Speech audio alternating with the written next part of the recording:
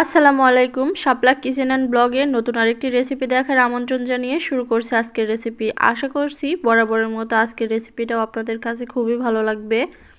বিকেলে চায়ের সাথে খাওয়ার জন্য এরকম একটা নাস্তা যদি আপনার প্লেটে দেওয়া হয় তাহলে কিন্তু আপনি ভাবনায় পড়ে যাবেন যেটা খাবেন নাকি সাজিয়ে রাখবেন। খাওয়া তো দূর, দেখেই আপনি এই নাস্তাটার প্রেমে পড়ে যাবেন। আর খেলে তো কথাই নেই, এতটাই মজা। রসালো মুসমুসে খাস্তা এই নাস্তাটা কিন্তু আপনারা অতিথি আপ্যায়নেও দিয়ে দিতে পারেন, তারাও কিন্তু খুবই খুশি হয়ে যাবে। তো চলুন কথা না বাড়িয়ে মূল রেসিপিতে চলে যাচ্ছি। এখানে আমি পরিমাণ মতো পানি এবং লবণ দিয়ে গরম করতে বসিয়ে দিয়েছিলাম, আর পানিটা কিন্তু টকবক করে ফুটতে শুরু করেছে। আর এ পর্যায়ে দিয়ে দিতে হবে আতপ চালের গুঁড়ি। আমি এখানে আতপ চালের গুঁড়িটাই ব্যবহার করেছি, আর এটা আমি বাজার থেকে কেনা শুকনা চালের গুঁড়ি ব্যবহার করেছি। আপনারা চাইলে কিন্তু এখানে ভেজা চালের গুঁড়িটাও ব্যবহার করতে পারেন, তাদের কিন্তু কোনো সমস্যা নেই। তো আমি আটাটা মাখিয়ে নিলাম গরম পানি দিয়ে। এখন এটা গরম থাকা অবস্থায় মথে নিতে হবে। অবশ্যই কিন্তু গরম থাকা অবস্থায় মথে নেবেন, না হলে কিন্তু আটাটা একদম পারফেক্ট হবে না। এই যে দেখুন, আমি একেবারে সফটও না আবার একেবারে শক্তও না, মাঝামাঝি সাইজের একটা ডো তৈরি করে নিয়েছি। এখন হাতের সাহায্যে এভাবে লম্বা করে নেব। অনেকটা হাতে কাটা সেমাই পিঠার মতো। পিঠা বানাতে গেলে যেরকম দড়ি পাকিয়ে নিতে হয় সেরকম করেই এই দড়িটা আমি তৈরি করে নিচ্ছি, দেখতেই পারছেন। আর এটা একটু চিকন করেই নেবেন, বেশি মোটা করবেন না, আবার বেশি চিকনও করবেন না যাতে করে এটা ছিঁড়ে যায়। আপনারা দেখে নিশ্চয়ই বুঝতে পারছেন যে আমি কীরকম করে এটা তৈরি করেছি। তো আমি সবগুলো মানে অনেকগুলো এরকম করে বানিয়ে নিচ্ছি, তাহলে আমার পিঠাটা বানাতে অনেক সুবিধা হবে। তো এভাবে কয়েকটা বানিয়ে নিয়েছি। এখন আপনাদেরকে আমি এই ফুলটা তৈরি করে দেখাচ্ছি। এই নাস্তাটা যার সামনেই দেন না কেন, মানে যারা মিষ্টি জাতীয় জিনিস খায় না তারাও কিন্তু খুব তৃপ্তি সহকারে খাবে। এতটাই রসালো, মুসমুসে এবং কুড়মুড়ে হয় যে মানে এই নাস্তাটা দেখলেই খুশি হয়ে যাবে, খাওয়া তো দূরে থাক। তো এভাবে করে দেখুন আমি ফুলটা বানিয়ে নিচ্ছি, একেবারেই সহজ। আর যারা হয়তো প্রথমবার বানাতে গেলে একটু সমস্যা হবে, এতটা মানে সুন্দর হবে না, তারা দুই একটা বানালেই কিন্তু আবার ঠিক হয়ে যাবে। তো আমি একটা টুথপিক দিয়ে মধ্যে থেকে একটু কেটে তুলে দিলাম, আর একটু ফাঁকা ফাঁকা করে দিচ্ছি এভাবে।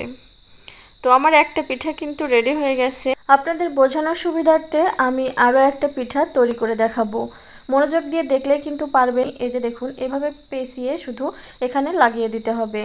এই যে দেখুন, খুবই সহজ, একদমই সহজ। যারা একবারে কোনোদিনও এই পিঠা বানাতে পারেন নাই তারাও কিন্তু পারবেন। এইভাবে করে শুধু ঘুরিয়ে এনে লাগিয়ে দেবেন। আর মধ্যেখানে মোটা হলে কোনো সমস্যা নাই, কারণ পরে এটাকে আঙুল দিয়ে একটু চেপে মধ্যে থেকে তুলে দেওয়া হবে। আর এই যে যখন দড়িটা ফুরিয়ে যাবে তখন এখান থেকে এভাবে কেটে আরও একটা জোড়া লাগিয়ে নিতে পারবেন, এতেও কিন্তু কোনো সমস্যা নেই। তো এভাবে করে আমি ফুলটা বানিয়ে নিয়েছি। এখন এই যে মধ্যে একটু মোটা হয় সে জায়গায় একটু আঙুল দিয়ে চেপে দিচ্ছি, তাহলে ফুলটাও একসাথে লেগে যাবে আর দেখতেও ভালো লাগবে। এখন একটা টুথপিক দিয়ে মধ্যে থেকে একটু তুলে দেব, আর টুথপিক দিয়ে একটু ছিদ্র করে দেবো চারপাশটা, দেখতে সুন্দর লাগবে আর কি, তেলটাও ভালোভাবে এর মধ্যে ঢুকে যাবে। তো এভাবে করেই আমি সবগুলো পিঠা কিন্তু বানিয়ে নিয়েছি, আর মাশাআল্লাহ দেখতে কিন্তু খুবই অসাধারণ লাগছিল। আমার বাসার সবাই তো খুব বেশি পছন্দ করেছে, আর আমি ভাবছি এখন মাঝে মাঝেই এটা বানাবো। আর এটা খেতে খুবই মজাদার। বিকেলে চায়ের সাথে কিংবা বাচ্চাদের আবদার মেটাতে কিন্তু এরকম রেসিপি করেই দেওয়া যায়, খুব কম সময়ে তৈরি করা যায় ঝামেলা ছাড়া। এখন এটাকে তেলে ভেজে নেওয়ার পালা। তো তেলটা আমি মিডিয়াম টু লো হিটে রেখে এই পিঠাগুলো ভাজবো। আপনারা যদি চান তাহলে কিন্তু এই পিঠা দুইবার করেও ভাজতে পারেন যদি সংরক্ষণ করতে চান। আমি যেহেতু এখনই পরিবেশন করব তাই একবারে একটু গাঢ় করে ভেজে নিলাম। যদি সংরক্ষণ করতে চান তাহলে এই পর্যায়ে তুলে রাখতে হবে। তো আমি যেহেতু একটু এখনই তৈরি করব তাই আমি একবারে একটু গাঢ় করে ভাজছি লো হিটে রেখে, দেখতেই পারছেন। তো এভাবে করে আমি ভেজে তুলে নিয়েছি, আর এটা কিন্তু কুড়মুড়ে হয়ে গেছে। সবগুলো ভেজে নিয়েছি আমি। এখানে দিয়ে দিচ্ছি 1 কাপ চিনি, আর দিয়ে দেব হাফ কাপ পানি। এখন এই চিনি আর পানিটাকে একটু মিশিয়ে নিতে হবে, বেশি জাল দিয়ে ঘন করার কোনো প্রয়োজন নেই।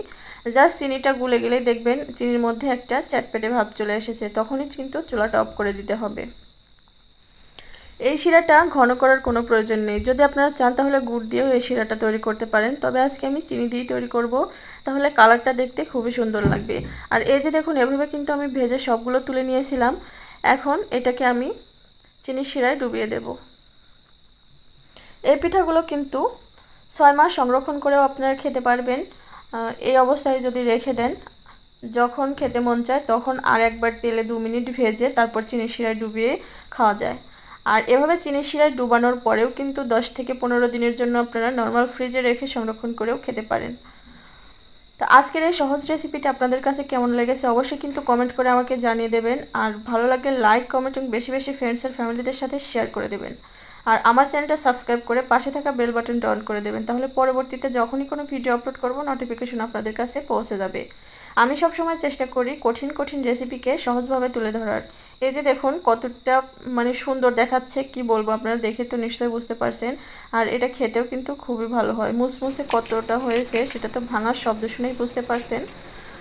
তো আজকের মতো এখানেই বিদায় নিচ্ছি, চলে আসবো অন্য কোনো দিন অন্য কোনো রেসিপি নিয়ে। ততক্ষণ সবাই ভালো থাকবেন, সুস্থ থাকবেন। আর ভিডিও সম্পর্কিত কোনো প্রশ্ন থাকলে কিন্তু কমেন্ট বক্সে জানিয়ে দেবেন। আল্লাহ হাফেজ।